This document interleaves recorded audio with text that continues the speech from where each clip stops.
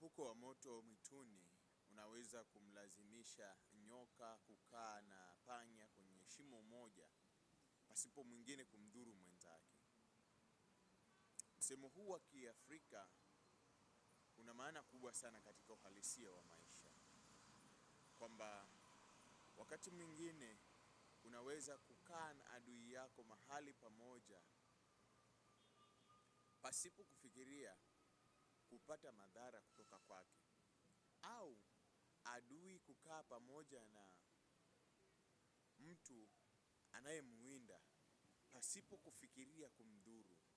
Na hii ni kutokana na hatari ambayo imewakabili wote, ama hatari ambayo ipo tayari kuangamiza pasipo kuwa makini na kujikinga inavyostahili.